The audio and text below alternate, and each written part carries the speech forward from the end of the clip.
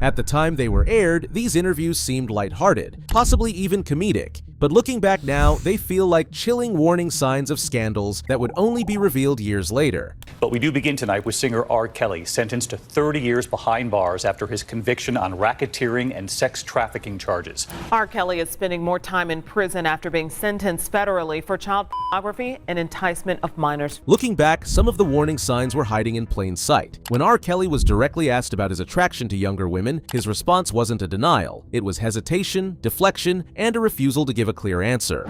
Wondering about you. Do you like teenage girls? When you say teenage, how are we talking? Girls who are teenagers. 19? 19 and younger. I have some 19-year-old friends, but I don't like anybody illegal, if that's what we're talking about, underage. I want to show my panel a fascinating interview we found from 1991. Bill Cosby was on CNN promoting a book. He tells an interesting story. Take a look. Over the years, Bill Cosby has faced dozens of misconduct allegations, including accusations involving young victims and claims that he intoxicated them. What makes this clip unsettling is how openly he described behavior that, at the time, was brushed off as normal. Spanish fly was the thing that all boys from age 11 on up to death, we will still be searching for Spanish fly. That's right. And what was the old story was, if you took a little drop, no, it was on the head of a pin. That's right. And drop you put it in a drink. Coca-Cola, don't matter. It doesn't make it, and the girl would drink it, and she's yours. Hello, America. Our next guest is in his 7th season playing Hyde on the Fox sitcom That 70s Show. Please welcome Danny Masterson. In 2023, Danny Masterson was convicted of assaulting 2 women and sentenced to 30 years to life. After the verdict, an old Conan O'Brien interview resurfaced, and many felt it said everything we needed to know. Like my friend Bodie Elfman, he always teases me and he says, "Hi, my name is Danny Masterson. Would you like to touch my balls?" You know, doing an imitation of me, because certain words you just can't get away with. So why are you asking people to do that? That's the more important question. I've heard about you. And you'll be caught soon. I know you will. I will.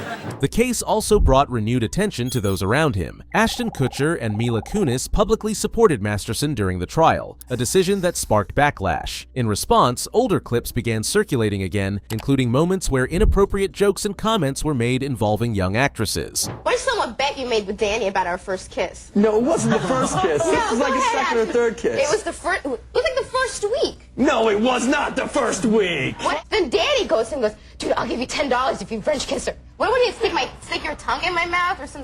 What? No. For $10. You're making it sound like it was like really. Okay, Dan, we had a little side bet, don't we? Another resurfaced clip shows Ashton making a comment about a then 15-year-old Hilary Duff, which drew even more scrutiny. Duff is in Lizzie McGuire. She also has an album out.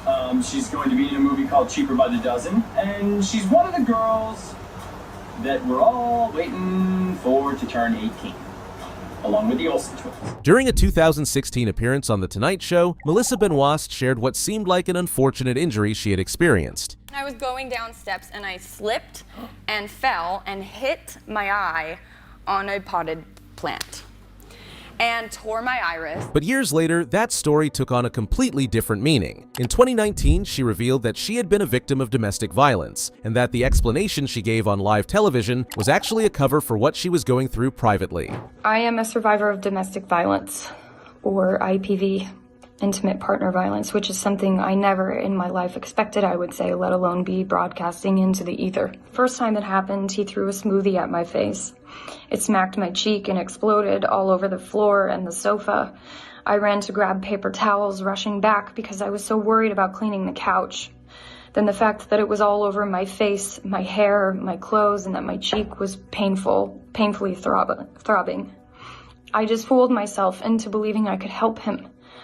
I thought that I could love him enough to make him see a way of life where violence was not the way you handled emotions. So I consciously deluded myself into thinking that forgiveness would heal him enough to make it stop. In 2020, Chris D'Elia faced multiple allegations of predatory behavior, including claims involving underage women. After the accusations surfaced, an older podcast clip began circulating, and suddenly, a moment that once felt like casual conversation carried a very different weight, where he realized he could be in deep trouble. Yeah, well, that's weird, yeah. Let me see her body. Dude, if I'm 15... When the topic of Snapchat messages being saved was mentioned, you can see the realization hit almost instantly. The boy's mother ended up finding it. Finding it? What do you mean? Snapchat goes away, right? How they... He probably saved it. You can screen record, take screenshots. Wow. You got to know that that's going to happen. Some people do some crazy shit. Yeah, it says teen's parent reportedly found. After the Proposals movie launch, Sandra Bullock was making the usual interview rounds, until one interviewer shifted the focus to her half-nude scene. The major thing that's changed since you were here last? Yes. I have now seen you naked. And I'm so sorry about that. I have seen you naked. Were you able to sleep afterwards? Why are you looking down? It's now my screensaver. Why did you look down I when was you said looking that? at my notes. Not your notes are not over here. They were right there. Despite her frustration, the reporter circled back and brought it up again. Did I mention you have a nude scene in this movie? Pretty much from the time you opened your mouth. Yeah. Sandra Bullock, come back more often. No, not after this interview. Soon after, multiple women came forward with accusations of inappropriate behavior against that same reporter. Just moments ago, NBC News Chairman Andy Lack sent the following note to our organization. Dear colleagues, on Monday night, we received a detailed complaint from a colleague about inappropriate sexual behavior in the workplace by Matt Lauer. It represented, after serious review, a clear violation of our company's standards. As a result, we have decided to terminate his employment. While it is the first complaint about his behavior in the over 20 years he has been at NBC News, we were also presented with reason to believe this may not have been an isolated incident. Our highest priority is to create a workplace environment where everyone feels safe and protected, and to ensure that any actions that run counter to our core values are met with consequences, no matter who the offender. We are deeply saddened by this turn of events. Katie Couric had already warned us about him, but it was dismissed as nothing more than workplace banter. You co-hosted the Today Show with Matt Lauer for 15 years. What is Matt's most annoying habit? He pinches me on the ass a lot.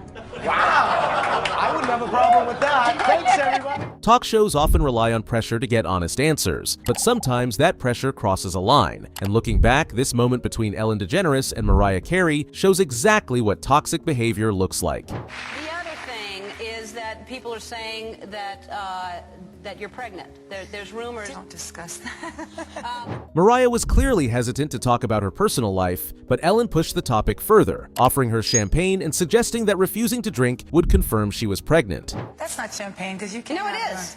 Is it really? Yeah, you want to taste it? I can't believe you did this to me, Ellen. What? No, I'm not going to ask you if you're pregnant or This not. is I'm just peer gonna pressure. say. You see what Ellen is doing? This is peer pressure. No. Let's toast to you not being pregnant. If you're not pregnant, then we should. My goodness. Yeah.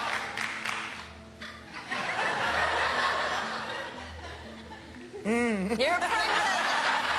You're pregnant. You are pregnant. In hindsight, it's far more uncomfortable, especially knowing Mariah had struggled with infertility. Well, let me take some of the vodka next to me. Why aren't you answering? Ellen did that to me and tried to put me on the spot All right. with some alcohol. Okay. I'm not Real trying to- alcohol. While Hollywood's scandals are recent news, within the industry itself, everyone was aware of what was going on. In 2005, Courtney Love was asked a simple question on the red carpet, and her answer immediately stood out. Hi, Comic Central. Do you have any advice for a young girl moving to Hollywood? I'll get live with this. Harvey Weinstein invites you to a private party in the Four Seasons downtown. Years later, she clarified that she wasn't a victim herself, but claimed that speaking out in that moment effectively got her blacklisted from parts of the industry. There are a lot of parents out here who want to put their kids in this business. Their kids are cute, they're great actors, da-da-da. What would you say to a parent who just has the best of intentions who's coming here with their child? Corey Feldman was one of the victims of these scandals. Back in 2013, he sat down and warned the public to avoid the industry at all costs. I'm saying that there are people that were the people that did this to both me and Corey that are still working, they're still out there, and they're some of the richest, most powerful people in this business. And they are. And they do not want me saying what I'm saying right now.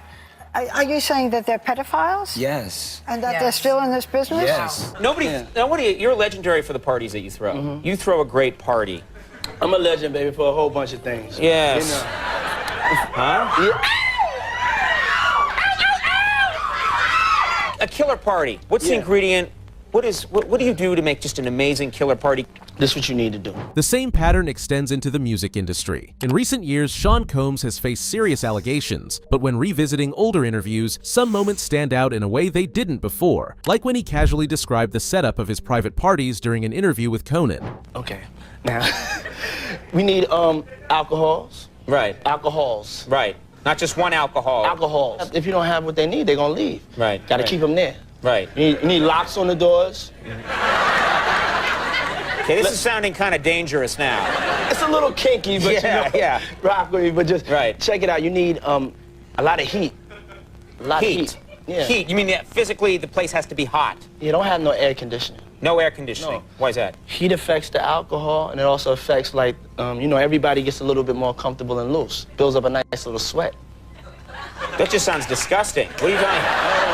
Depends on the way you look at it. Depends. Oh, people start getting it gets kind of sexy. Is that what you're saying? Yeah, you sexy. New word for you. Yeah.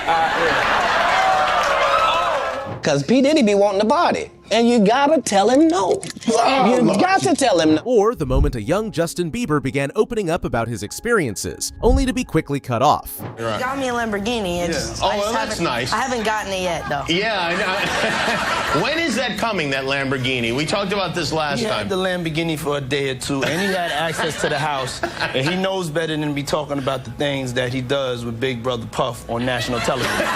He even predicted his own downfall back in a now-archived interview.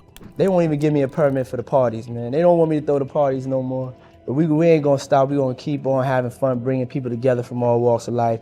You're gonna hear about my parties. They're gonna be shutting them down. They're gonna probably be arresting me, doing all types of crazy things just because we wanna have a good time, Hope you enjoyed this video. Let me know which clip you connected with the most.